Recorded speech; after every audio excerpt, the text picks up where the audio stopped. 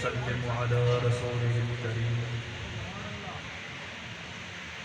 أما بعد فأعوذ بالله من الشيطان الرجيم بسم الله الرحمن الرحيم قال الله تعالى في القرآن المجيد قل إنما أنا بشر مثلكم وقال الله تعالى في مقام آخر قد جاءكم من الله نور صدق الله العظيم وصدق رسوله النبي الكريم الأمين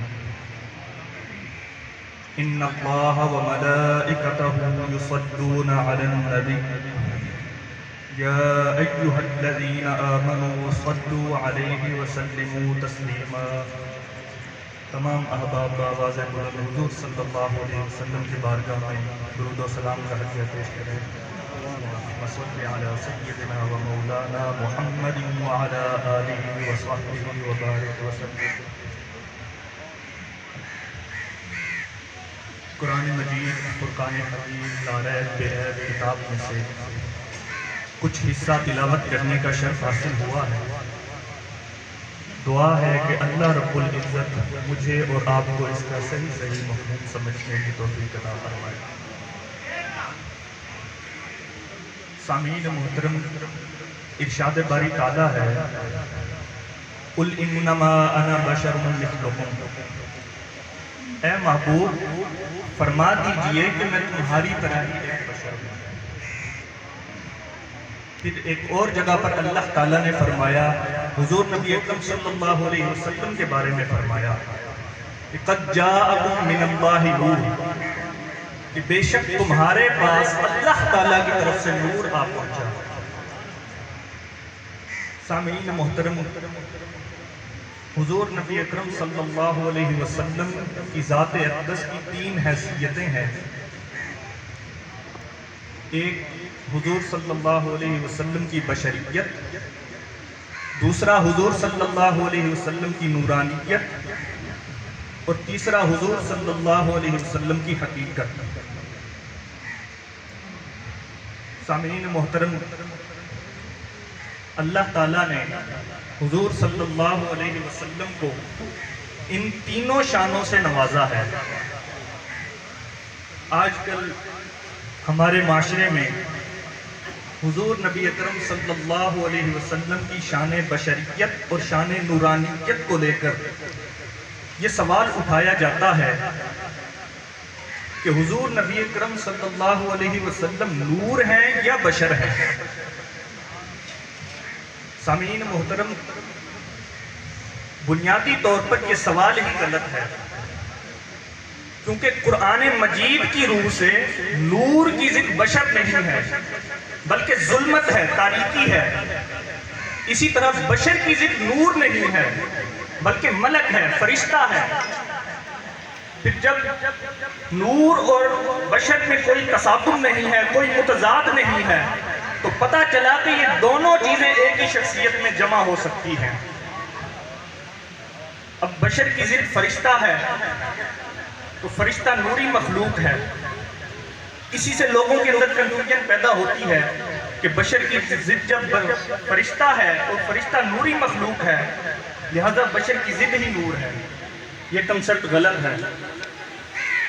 ارشاد باری تعالیٰ ہے اللہ ولی الذین آمنوا یخرجہم من الظلمات الی النور، کہ اللہ تعالیٰ مومنوں کا دوست ہے، وہ انہیں ظلمت سے نکال کر نور کی طرف لے جاتا ہے. سامعین محترم، اب اس آیہ کریمہ میں اللہ تعالیٰ نے نور کی ضد کے طور پر ظلمت کو بیان کیا ہے. اسی طرح ایک اور جگہ پر فرمایا وَمَا مَنَعَ النَّاسَ أَن يُؤْمِنُوا إِذْ جَاءَهُمُ الْهُدَىٰ إِلَّا أَن قَالُوا أَبَعَثَ اللَّهُ بَشَرًا رَّسُولًا قُلْ لَوْ كَانَ فِي الْأَرْضِ مَلَائِكَةٌ يَمْشُونَ مُطْمَئِنِّينَ لَنَزَّلْنَا عَلَيْهِم مِّنَ السَّمَاءِ مَلَكًا رَّسُولًا، کہ جب لوگوں کے پاس ہدایت آ پہنچی تو ان کو ایمان لانے میں اس کے علاوہ اور کوئی رکاوٹ نہ تھی کہ وہ کہتے تھے کہ اللہ تعالیٰ نے کسی بشر کو نبی بنا کر بھیج دیا ہے۔ پھر اللہ تعالیٰ نے آگے اس کا جواب دیا کہ اگر زمین پر فرشتے چلتے پھرتے ہوتے تو اللہ تعالیٰ ضرور فرشتے کو نبی بنا کر بھیجتا۔ سامعین محترم، اب ان آیات میں اللہ تعالیٰ نے بشر کی ضد کے طور پر فرشتے کو بیان کیا ہے۔ تو قرآن مجید نے ہمیں یہ واضح بتا دیا کہ نور اور بشر میں کوئی تصادم نہیں ہے۔ جس طرح آگ اور پانی یہ ایک دوسرے کا تصادم ہے، ضد ہے، اسی طرح دھوپ اور سایہ یہ ایک دوسرے کی ضد ہے، میٹھا اور کڑوا یہ ایک دوسرے کی ضد ہے، اسی طرح نور اور ظلمت ایک دوسرے کی ضد ہے، اور بشر اور فرشتہ ملک یہ ایک دوسرے کی ضد ہے۔ اب یہ جو لوگ سوال کرتے ہیں کہ حضور نور ہیں یا بشر ہیں، اسی طرح اگر کوئی آپ سے سوال کرے کہ آپ میٹھا لیں گے یا سفید لیں گے، تو آپ کہیں گے یہ تو سوال ہی غلط ہے، کیونکہ میٹھے اور سفید کا تو کوئی ٹکراؤ ہی نہیں ہے، یہ ایک ہی چیز میں جمع ہو سکتے ہیں۔ اسی طرح اگر کوئی شخص آپ سے سوال کرے کہ آپ انسان ہیں یا مرد ہیں، تو آپ کہیں گے یہ تو سوال ہی غلط ہے، کیونکہ یہ تو ایک دوسرے کی ضد ہی نہیں ہے، یہ ایک ہی شخصیت میں جمع ہو سکتے ہیں۔ اسی طرح یہ سوال کرنا بھی غلط ہے کہ حضور نور ہیں یا بشر ہیں، کیونکہ یہ ایک ہی شخصیت میں یکجا ہو سکتے ہیں۔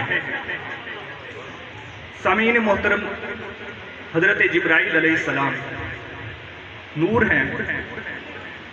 جب اللہ تعالیٰ نے انہیں حضرت بی بی مریم سلام اللہ علیہا کے پاس بھیجا تو ارشاد فرمایا فَأَرْسَلْنَا إِلَيْهَا رُوحَنَا فَتَمَثَّلَ لَهَا بَشَرًا سَوِيًّا، کہ ہم نے ان کے پاس اپنی روح یعنی جبرائیل علیہ السلام کو بھیجا تو وہ ان کے پاس مکمل بشری صورت میں ظاہر ہوا۔ سامعین محترم، اسی طرح حدیث جبرائیل ہے کہ حضرت عمر بیان کرتے ہیں کہ ہم حضور کی بارگاہ میں حاضر تھے، ایک شخص حضور کی بارگاہ میں حاضر ہوا جس نے سفید کپڑے پہنے ہوئے تھے، اس پر سفر کے کوئی آثار نمایاں نہ ہوتے تھے۔ اس نے آ کے حضور سے چند سوالات کیے، اسلام کے بارے میں سوال کیا، ایمان کے بارے میں سوال کیا، پھر احسان کے بارے میں سوال کیا، پھر قیامت کے بارے میں سوال کیا، پھر وہ شخص چلا گیا۔ پھر حضور صلی اللہ علیہ وسلم نے حضرت عمر سے فرمایا کہ اے عمر، یہ جبرائیل علیہ السلام تھے جو تمہیں تمہارا دین سکھانے آئے تھے۔ سامعین محترم، نکتے کی بات یہ ہے کہ جبرائیل علیہ السلام نوری مخلوق ہیں، لیکن یہاں پر بشری صورت میں حاضر ہو رہے ہیں، تو پتہ یہ چلا کہ نور اور بشر ایک ہی شخصیت میں جمع ہو گئے ہیں۔ سامعین محترم، اسی طرح اللہ تعالیٰ نے اپنے حبیب اکرم صلی اللہ علیہ وسلم کو دونوں شانوں کا جامع بنایا ہے۔ حضور صلی اللہ علیہ وسلم کی ذات میں نورانیت بھی ہے، بشریت بھی ہے۔ اگر حضور کی ذات میں نورانیت نہ ہوتی تو فرشتے حضور کی ذات سے فیض کیسے حاصل کر سکتے تھے؟ اسی طرح اگر حضور کی ذات میں بشریت نہ ہوتی تو ہم حضور کی ذات سے کیسے فیض حاصل کر سکتے تھے؟ تو پتہ یہ چلا کہ جب نوری مخلوق حضور کی ذات سے فیض حاصل کرتی ہے تو درمیان میں واسطہ حضور کی نورانیت بنتی ہے۔ اسی طرح جب بشری مخلوق حضور کی ذات سے فیض حاصل کرتی ہے تو درمیان میں واسطہ حضور کی بشریت بنتی ہے۔ تو یہ دونوں شانیں حضور صلی اللہ علیہ وسلم میں پائی جاتی ہیں، اور ہمارا یہ عقیدہ ہے، اس پر ایمان لانا لازم ہے، اور جو شخص حضور کی بشریت کا انکار کرتا ہے وہ شخص کافر ہے، کیونکہ یہ نص قرآنی سے ثابت ہے۔ ارشاد باری تعالیٰ ہے قُلْ إِنَّمَا أَنَا بَشَرٌ مِثْلُكُمْ، اے محبوب فرما دیجئے کہ میں تمہاری طرح ہی ایک بشر ہوں۔ اسی طرح اگر کوئی شخص حضور کی نورانیت کا انکار کرتا ہے تو وہ شخص گستاخ ہے، گناہگار ہے، فاسق ہے۔ سامعین محترم، ہم قرآن مجید کی تلاوت کرتے ہیں، یہ ایک کتاب ہے، اس کا کاغذ بھی ہے، اس کی جلد بھی ہے، پورا کا پورا ایک مادی جسم میں موجود ہے، مگر اسی قرآن کے بارے میں اللہ تعالیٰ فرماتا ہے وَأَنزَلْنَا إِلَيْكُمْ نُورًا مُبِينًا، کہ ہم نے تمہاری طرف ایک روشن نور بھیج دیا ہے۔ سامعین محترم، اب ایک طرف تو قرآن مجید پورا بشری اور مادی جسم میں موجود ہے، دوسری طرف قرآن مجید کو اللہ تعالیٰ نور کہہ رہا ہے، تو پتہ یہ چلا کہ اس کا نور ہونا ایک الگ شان ہے، اس کے مادی جسم کے ساتھ کوئی تعلق نہیں ہے، اور اس کا کتابی شکل میں موجود ہونا ایک الگ شان ہے جس کا اس کے نور کے ساتھ کوئی ٹکراؤ نہیں ہے۔ سامعین محترم، جس طرح اللہ تعالیٰ نے اپنی کتاب قرآن مجید کو ایک مادی جسم بھی عطا کیا اور نور بھی بنایا، اسی طرح اپنے حبیب اکرم صلی اللہ علیہ وسلم کو بھی بشر بھی بنایا اور نور بھی بنایا۔ اللہ تعالیٰ نے حضور کو بشر بنایا تاکہ لوگ حضور کی سنت کی پیروی کر سکیں، حضور کو کھاتے دیکھیں تو لوگوں کو پتہ چلے کہ کس طرح کھایا جائے، اسی طرح حضور کو چلتے دیکھیں تو پتہ چلے کہ کس طرح چلا جائے، حضور نکاح فرمائیں تو لوگوں کے لیے نکاح سنت بن جائے۔ حضور صلی اللہ علیہ وسلم کو بشری جسم عطا کیا گیا تاکہ لوگوں کو اسوہ حسنہ نصیب ہو، سیرت طیبہ نصیب ہو، لوگوں کو حضور کی سنت نصیب ہو، تاکہ لوگ حضور کو دیکھ کر اپنی زندگی بسر کرنا سیکھ جائیں۔ تو حضور نبی اکرم صلی اللہ علیہ وسلم کو بشری جسم عطا کیا گیا لوگوں کو اسوہ حسنہ عطا کرنے کے لیے، سیرت طیبہ عطا کرنے کے لیے اور سنت عطا کرنے کے لیے۔ اسی طرح حضور نبی اکرم صلی اللہ علیہ وسلم کو نور عطا کیا گیا، نور بنایا گیا تاکہ روحیں حضور کے نور سے منور ہو سکیں، فرشتے حضور کے نور سے فیض حاصل کر سکیں۔ تو حضور نے اپنی نورانیت سے عالم انوار میں فیض بانٹا اور اپنی بشریت سے عالم انسانیت میں فیض بانٹا، لہٰذا حضور کی یہ دونوں شانیں حق ہیں اور دونوں پر ایمان لانا لازم ہے۔ سامعین محترم، حضور نبی اکرم صلی اللہ علیہ وسلم کی تین حیثیتیں، حضور کی بشریت، حضور کی نورانیت اور حضور کی حقیقت۔ حضور کی بشریت کیا ہے کہ لباس آدمی پہنا، جہان آدمی سمجھا، لباس آدمی پہنا، جہان آدمی سمجھا، ارے مزمل بن کے آئے تھے تجلی بن کے نکلیں گے، یہ حضور کی بشریت تھی۔ پھر حضور کی نورانیت کیا ہے؟ فرمایا قد جاءکم من اللہ نور، کہ تحقیق تمہارے پاس اللہ کی طرف سے نور آ پہنچا۔ پھر حضور کی حقیقت کیا ہے کہ حقیقت کے پردے پڑیں دے محمد، خدا نال حق تھی علیہ دے محمد، جدا حق دے حق رکھیں دے محمد، خدا نال بندے ملیں دے محمد۔ ان الذین یبایعونک انما یبایعون اللہ ید اللہ فوق ایدیہم، جدا حق دے حق رکھیں دے محمد، خدا نال بندے ملیں دے محمد۔ سامعین محترم، حضور نبی اکرم صلی اللہ علیہ وسلم کی معراج، شب معراج، حضور نبی اکرم صلی اللہ علیہ وسلم کی تینوں شانوں، تینوں حیثیتوں کو معراج عطا کیا گیا۔ حضور کی بشریت کو بھی معراج عطا کیا گیا، حضور کی نورانیت کو بھی معراج عطا کیا گیا اور حضور کی حقیقت کو بھی معراج عطا کیا گیا۔ حضور کی حقیقت کی معراج، حضور کی بشریت کی معراج کیا ہے؟ کہ شب معراج عالم بشریت کے سب سے افضل ترین لوگ انبیاء و رسل ہیں۔ پھر شب معراج حضور نبی اکرم صلی اللہ علیہ وسلم کو مسجد اقصی میں مصلی پر کھڑا کیا گیا، اور عالم بشریت کے سب سے افضل ترین لوگ ان سب کو مقتدی بنا دیا اور حضور کو مقتدا بنا دیا، ان کا امام بنا دیا۔ یہ تھی حضور نبی اکرم صلی اللہ علیہ وسلم کی بشریت کی معراج۔ پھر سامعین محترم، حضور کی نورانیت، اس کی معراج کیا ہے؟ کہ حضور کا سفر مسجد اقصی سے عالم انوار کی طرف شروع ہوا، عالم انوار میں پہنچے، پھر سدرۃ المنتہا پر پہنچے، جبرائیل علیہ السلام حضور کے ساتھ ہیں۔ جب سدرۃ المنتہا پر پہنچے، یہ جبرائیل کا آخری مقام تھا، یہ حد تھی جبرائیل کی۔ جبرائیل علیہ السلام وہاں پر رک گئے تو حضور نبی اکرم صلی اللہ علیہ وسلم نے جبرائیل سے سوال کیا کہ حل لک من حاجت ربک، کہ اگر رب کے پاس تیری کوئی حاجت ہے تو وہ مجھے بتا دے، میں رب کے حضور پیش کر دوں گا۔ سامعین محترم، توجہ طلب بات یہ ہے کہ جبرائیل علیہ السلام ابتدائے سفر سے حضور کے ساتھ تھے۔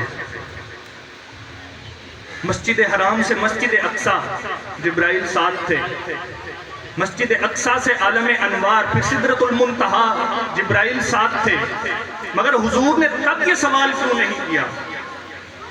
حضور نے جب جبرائیل کی حد آئی، انتہا آئی، تب حضور نے یہ سوال کیا کہ تیری کوئی حاجت ہے تو بتا دے، میں اللہ کے حضور پیش کر دوں گا۔ دراصل حضور جبرائیل کو یہ بتا دینا چاہتے تھے کہ اے جبرائیل، یہ تیری حد ہے، یہ تیرا مقام ہے، یہ تیری انتہا ہے، مگر میرا مقام وہ ہے جو لا مقام ہے۔ سامعین محترم، یہ تھی حضور کی نورانیت کی معراج، کہ نوری مخلوق کا سردار وہ سدرۃ المنتہا پر رک گیا اور حضور اس سے بھی آگے چلے گئے۔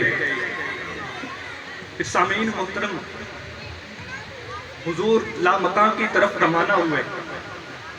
یہ حضور کی حقیقت کی معراج کا سفر تھا۔ حضور لامکان پر پہنچے، فکان قاب قوسین کا مقام آیا، پھر کہا حق نے کہ جلوہ میرا دیکھ لے، جو تجھے دیکھ لے وہ مجھے دیکھ لے، میں تجھے دیکھ لوں تو مجھے دیکھ لے، دیکھنے کا مزہ آج کی رات ہے۔ سامعین محترم، حضرت خواجہ محمد یار فریدی بھی بول پڑے کہ اتھا خود عبد سنوین دے، اتھا حق نال ملوین دے، دماغے کو چکر دیں دے ہے، الٹی چال کیا کچھ دی، محمد مصطفیٰ راز خدا دی گال کیا کچھ دی، تھیا حق نال حق حق دی حقیقت حال کیا کچھ دی۔ سامعین محترم، یہ تھی حضور کی حقیقت کی معراج، کہ ایک طرف حضرت موسیٰ علیہ السلام خود اللہ سے التجا کرتے ہیں دیدار کی، مگر وہاں پر جواب ملتا ہے لن ترانی، کہ اے موسیٰ تو مجھے نہیں دیکھ سکتا۔ ادھر اللہ تعالیٰ خود اپنے حبیب کو بلوا کر اپنا دیدار نصیب فرما رہا ہے۔ یہ حضور کی حقیقت کی معراج تھی۔ سامعین محترم، آخر میں ہم میلاد شریف مناتے ہیں، یہ ایک مستحب عمل ہے، اور اس کی حقیقت یہ ہے کہ حضور نبی اکرم صلی اللہ علیہ وسلم سے محبت کا اظہار کیا جائے۔ یعنی میلاد مناتے وقت ہماری نیت یہ ہونی چاہیے کہ حضور سے محبت کا اظہار کریں گے، مگر افسوس کے ساتھ کہنا پڑتا ہے کہ آج ہمارے میلاد میں بھی اخلاص نہیں رہا۔ ہماری نیت یہ ہوتی ہے کہ لوگوں کو دکھائیں اور لوگ کہیں کہ فلاں شخص نے اتنی بڑی محفل سجا دی، اتنا بڑا خرچ کر دیا، اتنا بڑا لنگر کا اہتمام کر دیا، اور بعض لوگ ان کی نیت یہ ہوتی ہے کہ ہم وہابیوں کو جلائیں گے، ان کو آگ لگائیں گے۔ یہ سراسر دکھاوا ہے، ریاکاری ہے، اس کا حضور کی محبت کے ساتھ کوئی تعلق نہیں ہے۔ اس کا کوئی اجر و ثواب نہیں ہے، الٹا ہمیں گناہ ملتا ہے۔ اور ساتھ یہ بھی بتاتا چلوں کہ میلاد منانا ایک مستحب عمل ہے۔ اگر کوئی شخص میلاد مناتا ہے تو اس کے لیے اجر و ثواب ہے، اگر اخلاص نیت کے ساتھ مناتا ہے۔ اور اگر کوئی شخص میلاد نہیں مناتا تو اس کے لیے کوئی گناہ نہیں ہے۔ مگر اس کے برعکس ہم کیا کرتے ہیں؟ میلاد کو فرائض سے بھی اوپر لے جاتے ہیں، جیسے نماز ہے، روزہ ہے، حج ہے، زکوٰۃ ہے، ان تمام فرائض کو ہم پسے پشت ڈال دیتے ہیں۔ مگر جب میلاد کا وقت آتا ہے صرف اس لیے خرچ کرتے ہیں، اس لیے میلاد مناتے ہیں کہ لوگوں کو پتا چلے کہ فلاں شخص نے اتنا بڑا خرچ کر دیا ہے۔ یہ سراسر دکھاوا ہے، اس کا کوئی اجر و ثواب نہیں ہے۔ سامعین محترم، اسی طرح حقوق العباد ہیں، والدین کے حقوق، رشتہ داروں کے حقوق، اولاد کے حقوق، بیوی بچوں کے حقوق، دوستوں کے حقوق، اعزاء اقارب کے حقوق، الغرض تمام انسانیت کے حقوق ہیں۔ ہم ان تمام حقوق کو پسے پشت ڈال دیتے ہیں اور ہم سمجھتے ہیں کہ صرف میلاد منا کر ہم جنت میں چلے جائیں گے۔ یہ سراسر گمراہی ہے۔ سامعین محترم، ہم بچپن سے ہی کتابوں میں ایک جملہ پڑھتے آ رہے ہیں کہ اسلام ایک مکمل ضابطۂ حیات ہے، یعنی اسلام زندگی کے ہر پہلو میں ہماری رہنمائی فرماتا ہے۔ اسلام کی اس تعریف کی روح سے اس کے دو حصے بنتے ہیں، ایک حقوق اللہ جسے ہم عبادات کا نام دیتے ہیں، دوسرا حقوق العباد جسے ہم معاملات کا نام دیتے ہیں۔ اب اگر ہماری پوری زندگی کا حساب لگایا جائے تو 10% حصہ صرف عبادات کا بنتا ہے، حقوق اللہ کا بنتا ہے، 90% حصہ حقوق العباد کا بنتا ہے۔ اور یہ دونوں لازم و ملزوم ہیں، اگر ایک کو بھی چھوڑ دیں گے کوئی شخص جنت میں نہیں جا سکتا۔ یعنی اگر کوئی شخص حقوق اللہ ادا کرتا ہے، نماز پڑھتا ہے، روزہ رکھتا ہے، حج ادا کرتا ہے، زکوٰۃ ادا کرتا ہے، مگر حقوق العباد کو چھوڑ دیتا ہے، اسلام کا 90% حصہ چھوڑ دیتا ہے، تو وہ شخص جنت میں نہیں جا سکتا۔ اسی طرح حقوق اللہ ہیں، اگر کوئی شخص حقوق العباد تو پورے کرتا ہے مگر حقوق اللہ کو ترک کر دیتا ہے تو وہ شخص بھی جنت میں نہیں جا سکتا، دنیا میں نہ آخرت میں کامیاب ہو سکتا ہے۔ سامعین محترم، کفار ہیں، یورپ کے کنٹریز میں اگر آپ دیکھیں وہاں پر حقوق العباد کا بہت خیال رکھا جاتا ہے، وہ ہم سے کہیں آگے ہیں حقوق العباد میں، لیکن حقوق اللہ نہیں ہے، اللہ تعالیٰ کو نہیں مانتے، تو وہ لوگ جنت میں نہیں جا سکتے، صرف اس لیے کہ حقوق اللہ نہیں ہے ان کے پاس۔ لہٰذا اگر کوئی شخص حقوق اللہ پورے نہیں کرتا اور حقوق العباد پورے کرتا ہے تو وہ شخص بھی جنت میں نہیں جا سکتا، اور اگر کوئی شخص حقوق اللہ پورے کرتا ہے اور حقوق العباد کو چھوڑ دیتا ہے تو وہ شخص بھی جنت میں نہیں جا سکتا۔ بابا بلے شاہ فرماتے ہیں کہ حج بھی کیتی جاندے ہو تے لہو بھی پیتی جاندے ہو، کھوکے مال غریباں دا تے بھیج مسیتی جاندے ہو، نفلاں نیتی جاندے ہو، فرض بلائی بیٹھے ہو تے نفلاں نیتی جاندے ہو، اور دسو تے سیاح بلے نوں اے کی کچھ کیتی جاندے ہو، دسو تے سیاح بلے نوں اے کی کچھ کیتی جاندے ہو۔ سامعین محترم، دعا ہے کہ اللہ رب العزت حضور نبی اکرم صلی اللہ علیہ وسلم کی سیرت طیبہ پر عمل کرتے ہوئے ہمیں اپنی زندگیوں کو بسر کرنے کی توفیق عطا فرمائے۔ آخر دعوانا ان الحمدللہ رب العالمین۔